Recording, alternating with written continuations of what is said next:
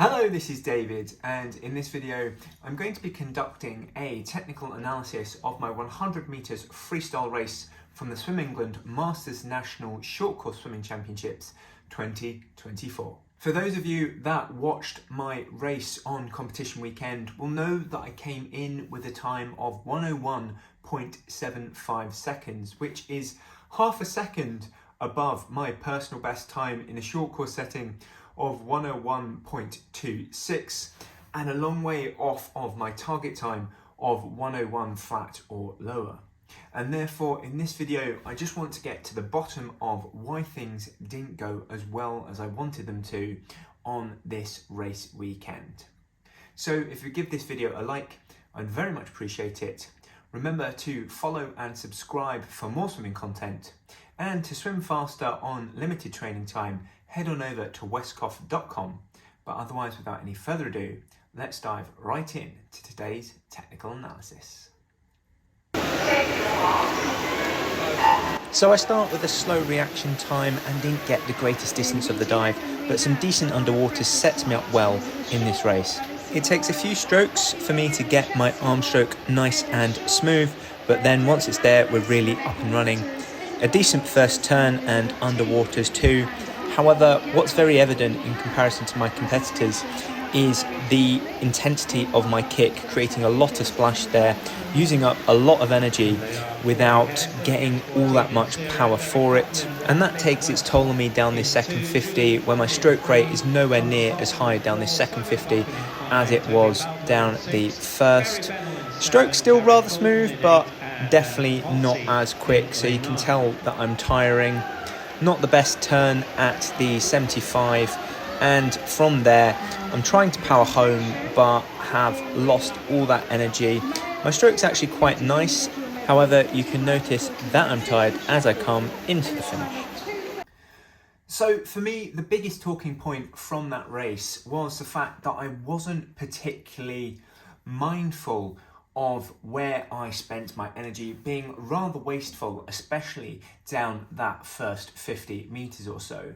You can see from my kick, I was absolutely giving it loads and loads of welly, but to little effect, where I was just creating a whole load of splash and not really using that leg kick to drive myself forwards through the water. So I just ultimately ended up wasting a whole load of energy there. But what was worse from an energy conservation point of view was my head positioning throughout the entirety of that race, where I had my head far too held up high. It wasn't in a nice neutral position, looking straight down at the bottom of the pool. And as a result, that just creates an awful lot of drag and meant that coming into the second 50, especially down that last 25, I had very little to give, and so couldn't push hard home for that finish. I've noticed recently that when I've come in with a good 100 meters freestyle time, one that I'm quite happy to have achieved, I typically keep my head in that nice neutral position, looking straight down at the bottom of the floor. So this year I've noticed that is an absolute game changer for me, something that has really impacted my 100 meters swims most recently. I'm unsure as to why I didn't do this, because I knew that this would be a big technical point for me in this race. However, I think that due to the fact that in the 50 meters fly, things didn't go all that well for me, and therefore I wanted to make it up with a good 100 meters time, and therefore I went out like a bat out of hell, bull in a china shop, just trying to give it absolutely everything.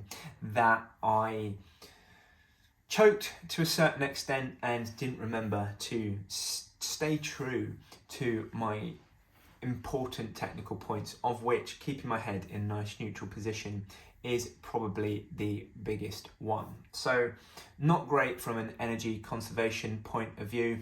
Had I done that, then I'm sure that I would have gone that 101 that I wanted.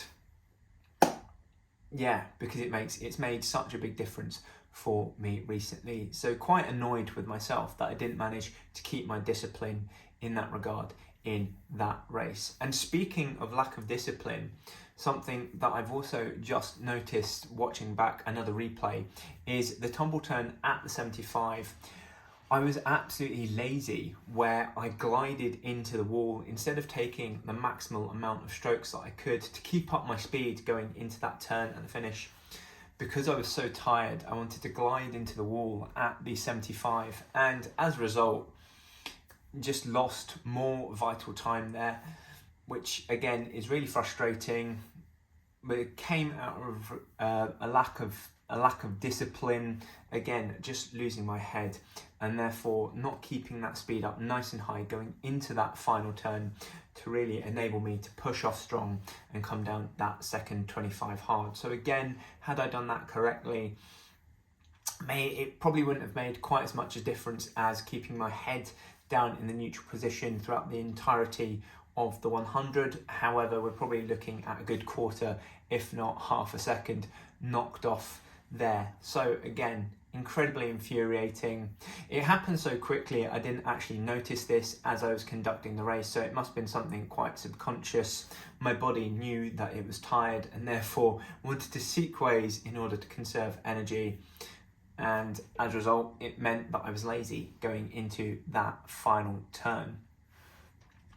So all in all, a bit of a disappointing race for me, although it was a personal best in a short course setting at Ponds Forge for myself, and therefore I can't be too upset with the final result.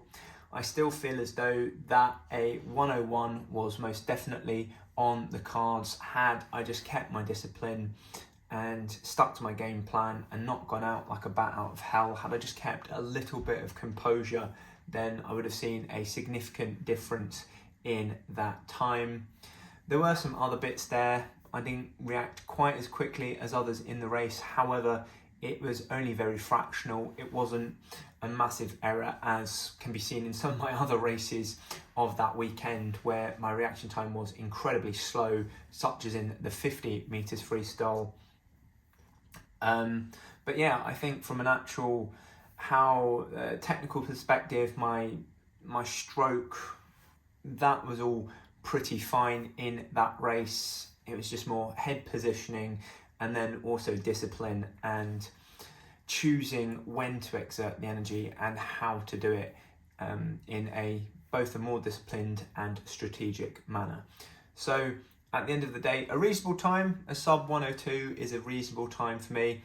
However, I knew I could have gone a whole lot quicker than that, and had I kept discipline, then that probably would have been the case. For more swimming content, subscribe to my YouTube channel, as well as follow me on Facebook and Instagram. Go from fitness swimmer to confident competitor by taking part in my Master Swimming Bootcamp at westcough.com/bootcamp, or watch another of my videos.